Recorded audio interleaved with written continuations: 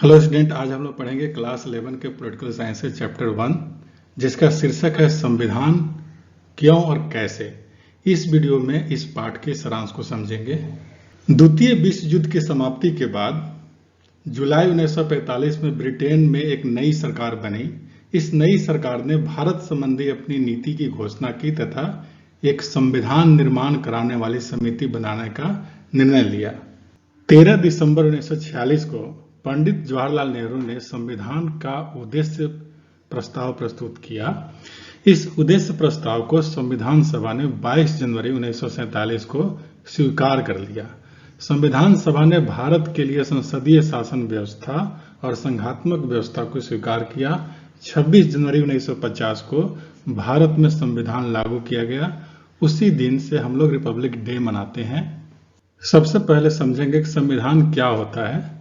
संविधान किसी भी देश का मौलिक कानून है जो सरकार के विभिन्न अंगों की रूपरेखा और मुख्य कार्य का निर्धारण करता है। साथ ही यह सरकार और देश के नागरिकों के बीच भी संबंध स्थापित करता है। भारतीय संविधान का निर्माण एक विशेष संविधान सभा के द्वारा किया गया है और इस संविधान की अधिकांश बातें लिखित रूप में हैं। दूसरे तरीके से संविधान की परिभाषा समझें। नियम और कानून की वह पुस्तक जिसकी सहायता से किसी देश में शासन चलाया जाता है संविधान कहलाता है। पूरे दुनिया में दो तरह के संविधान होता है। इसका दो रूप होता है, एक लिखित संविधान होता है और दूसरा अलिखित संविधान होता है। जिसका निर्माण निश्चित रूप से संविधान निर्मात्री सभा के द्वारा किया जाता है वह लिखित संविधान कहलाता है। उदाहरण के स्वरूप हम भारत, अमेरिका और जापान, इन तीनों देशों का लिखित संविधान है। अलिखित संविधान वह संविधान होता है जिसका निर्माण किसी संविधान निर्मात्री सभा से नहीं किया जाता, परंतु परंपराओं व समय समय पर पारित होने वाले कानूनों, निर्णायकों आदि का प्रमाण होता है। इसका उदाहरण है ब्रिटेन, न्यूजीलैंड और इजराइल। इन देशों का जो संविधान है वह लिखित रूप से है। संविधान के कुछ गुण होते हैं, जैसे न्याय संगत संविधान। वही संविधान न्याय संगत संविधान कहलाता है जो शांति, समृद्धि, न्याय और सुखी जीवन के आदर्शों का प्रतिपादन करता हो। प्रभावी संविधान के प्रभावी होने की कसौटी यह है कि वह केवल कागजों पर मौजूद ना हो बल्कि शासकों यानी जो शासन कर रहे हैं राज्य या देश पे, उनके द्वारा जमीनी स्तर पर साकार करे और संविधान की रूपरेखा के अनुसार काम करे। तो ऐसे इस प्रकार के संविधान को प्रभावी संविधान कहते हैं। संविधान के प्रभावी होने के कारण संविधान को प्रचलन में लाने के लिए, संविधान को प्रचलन में लाने का तरीका, इसका मतलब है कि कोई संविधान कैसे अस्तित्व में आया, किसने संविधान बनाया और उनके पास इसके बनाने की कितनी शक्ति थी।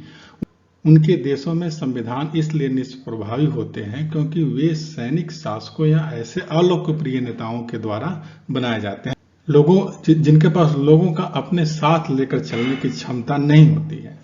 विश्व के सर्वाधिक सफल संविधान भारत, दक्षिण अफ्रीका और अमेरिका के हैं। संविधान का मौलिक प्रावधान। एक सफल संविधान की यह विशेषता है कि वह प्रत्येक व्यक्ति को संविधान के प्रावधानों का आदर करने का कोई कारण अवश्य देता हो। कोई भी समाज संविधान का तब तक आदर नहीं करेगा जब तक उसको संविधान से सुरक्षा प्रदान न की गई हो अथवा वह समाज के सभी वर्गों के लिए न्याय के आदर्श के रूप की स्थापना नहीं करता हो। संविधान के प्रभावी होने के तीसरा कारण है संस्थाओं का संतुलित रूपरेखा। संविधान को जनता नहीं, प्रायः एक छोटा समूह ही नष्ट कर देता है क्योंकि वह अपनी शक्तियां बढ़ाना चाहता है। ढंग से बनाए गए संविधान में शक्तियों को इस प्रकार बांटा जाता है जिससे कोई एक समूह संविधान को नष्ट न कर सके। संविधान की रूपरेखा बनाने की यह एक कारगर विधि यह सुनिश्चित करना है कि वह किसी एक संस्था का सारी शक्तियों पर एकाधिकार न हो। ऐसा करने के लिए शक्तियों को कई संस्थानों में बांट दिया जाता है। संविधान किसी राज्य की सरकार को तीनों प्रमुख अंगों विधायिका, कार्यपालिका और न्यायपालिका की स्थापना करता है। दूसरा काम है संविधान सरकार के तीनों अंगों की शक्तियों की व्याख्या करता है तथा साथ ही उनके कर्तव्यों की सीमा भी तय करता है। संविधान तीसरा काम है, संविधान सरकार के तीनों अंगों के बीच आपसी संबंधों तथा उनका जनता के साथ संबंधों का विनियमन करता है। और चौथा है, संविधान जनता की विशिष्ट सामाजिक, राजनीतिक और आर्थिक प्रकृति, आस्था और आकांक्षाओं को पूरा करने का काम करता है तथा अराजकता को रोकता है। संविधान की आवश्यकता क्यों है? हमें निम्न कारणों से संविधान की आवश्यकता होती है, जिसमें पहला एक कारण है, एक व्यवस्थित समाज की रचना के लिए निश्चित नियम और आदर्शों की आवश्यकता होती है। संविधान जो है इन्हीं व्यवस्थित और न्यायपूर्ण समाज की रचना के विषय में निर्णय लेने की प्रक्रिया में एक महत्वपूर्ण भूमिका निभाता है। संविधान शासन के प्रकार तथा शासन के अंगों के प्रयुक्त की जाने वाली शक्तियों का भी निर्धारण करता है और उनके बीच सामंजस्य स्थापित करता है, तालमेल बैठाता है। संविधान शासन की शक्तियों को सीमित करता है और शासन को निरंकुश होने से बचाता है। संविधान समाज का एक आईना होता है और यह समाज के बुनियादी लक्ष्यों और आदर्शों को दर्शाता है। संविधान नागरिकों के अधिकारों को स्पष्ट करता है और उन्हें मान्यता प्राप्त करता है। भारतीय संविधान को भारी वैधता मिली है क्योंकि उसे ऐसे लोगों ने बनाया है जिनमें समाज का अटूट विश्वास था, जिनके पास समाज के विभिन्न वर्गों से सीधा संवाद करने और उनका सम्मान प्राप्त करने की क्षमता थी। संविधान निर्माता लोगों को यह समझाने में सफल रहे कि संविधान उनकी व्यक्तिगत शक्तियों को बढ़ाने का कोई साधन नहीं है। यही कारण है कि संविधान को भारी वैधता मिली है। संविधान का अंतिम प्रारूप उस समय की व्यापक राष्ट्रीय आम सहमति को व्यक्त करता है। विश्व में संविधान सभा जो हुए हैं उसमें पहला है, विश्व में संविधान सभा का प्रथम विचार देने वाला व्यक्ति ब्रिटेन यानी ब्रिटिश नागरिक सर हेनरी मेन थे। विश्व में सर्वप्रथम संविधान सभा 1786 में अमेरिका के फिलाडेल्फिया राज्य में बनाई गई थी। उस समय अमेरिका में 13 राज्य हुआ करते थे जिन्होंने मिलकर अमेरिका का संविधान बनाया। इसके बाद 1789 में फ्रांस में संविधान सभा बनाई गई और फ्रांस में प्रथम संविधान 1793 में लिखा गया। भारत में संविधान सभा का विचार देने वाला व्यक्ति का नाम था एम.एन. राय। भारत में सर्वप्रथम संविधान सभा के दर्शन 1895 में स्वराज विधेयक में देखने को मिलते हैं, जो बाल गंगाधर तिलक के निर्देशन में तैयार किया गया है। 1922 में महात्मा गांधी पहले व्यक्ति थे जिन्होंने संविधान सभा का भाषण दिया था। 1924 में संविधान सभा की मांग करने वाला सर्वप्रथम व्यक्ति पंडित जवाहरलाल नेहरू थे। 1924 में संविधान सभा की मांग करने वाला सर्वप्रथम व्यक्ति पंडित मोतीलाल नेहरू थे। इनके पिता दादा गंगाधर नेहरू जो 1857 की क्रांति के दौरान दिल्ली के लाल किला में कोतवाल थे। 1924 और 1934 में स्वराज दल पहला राजनीतिक दल था जिसने संविधान सभा की मांग की। 1924 और 1934 में कांग्रेस ने पहली बार 1936 ईस्वी में लखनऊ अधिवेशन संविधान सभा की अर्थ के महत्व की बात कही। इस अधिवेशन की अध्यक्षता पंडित जवाहरलाल नेहरू के द्वारा की गई थी। अगस्त 1940 में ब्रिटिश प्रधानमंत्री चर्चिल पहला व्यक्ति था जिसने कहा कि भारत का संविधान भारत के लोगों स्वयं तैयार करेंगे। भारतीय संविधान सभा के निर्माण की प्रक्रिया, जिसमें पहला है ब्रिटेन की ओर से सैद्धांतिक आधार पर संविधान सभा का प्रस्ताव 1942 में क्रिप्स मिशन की योजना के माध्यम से भारतीयों के समक्ष रखा गया, परंतु क्रिप्स प्रस्ताव को सभी राजनीतिक दलों के द्वारा अस्वीकार कर दिया गया। इसी कारण से यह संविधान सभा नहीं बन पाई। और दूसरा है जुलाई 1945 में इंग्लैंड में नई लेबर पार्टी सरकार सत्ता में आई, तब भारतीय संविधान सभा बनने के मार्ग खुला।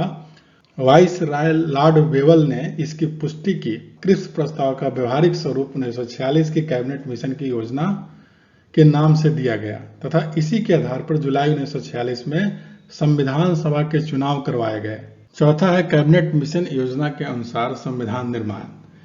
निकाय के सदस्य की संख्या 389 निर्धारित की गई, जिसमें से 292 प्रतिनिधि ब्रिटिश भारत के गवर्नमेंट के अधीन 11 प्रांतों से और 4 प्रतिनिधि चीफ कमिश्नर के 4 प्रांतों जैसे दिल्ली, अजमेर, मारवाड़ और गुर्ग तथा ब्रिटिश बलूचिस्तान से और 93 प्रतिनिधि भारतीय रियासतों से लिए जाने थे।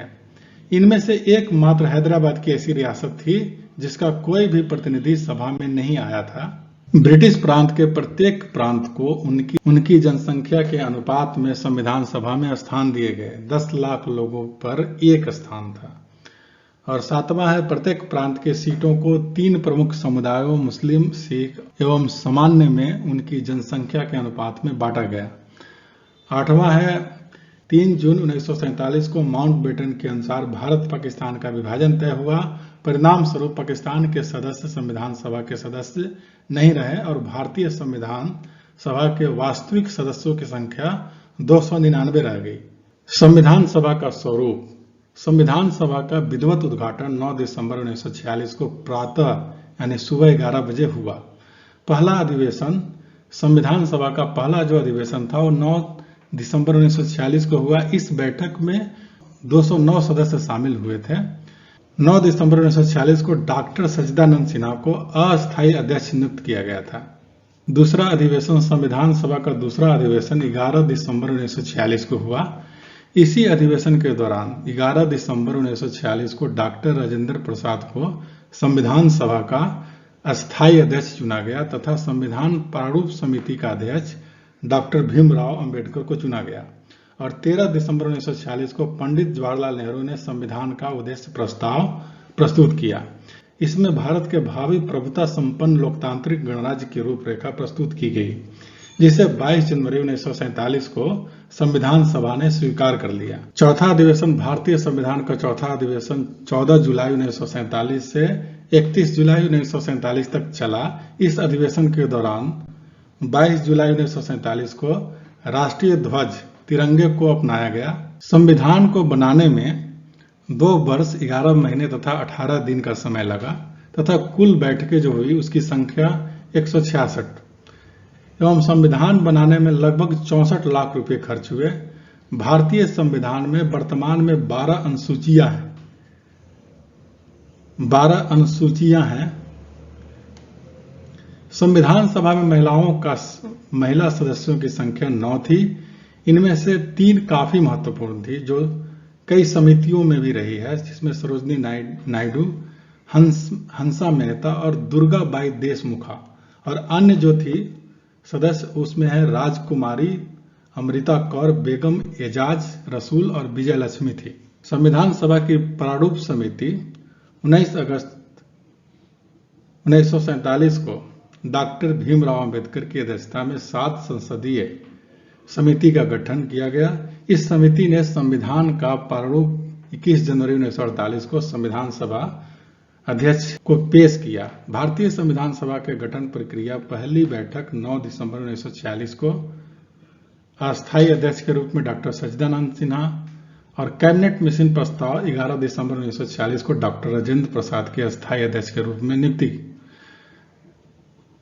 कुल सदस्यों की संख्या थी 389, जिसमें 14 अगस्त 1947 को भारत का विभाजन हुआ और उसमें कुल 166 बैठकें हुई। भारतीय संविधान के गठन में 4 कमियां हैं जो प्रमुख है। उसमें पहला कमी है प्रभुसत्ता की कमी, प्रांतों का अनुचित वर्गीकरण और तीसरा है देशी रियासतों को संविधान को मनाने के लिए बाध्य नहीं किया गया और चौथा है संविधान सभा के सदस्यों का चयन अलोकतांत्रिक तरीके से किया गया।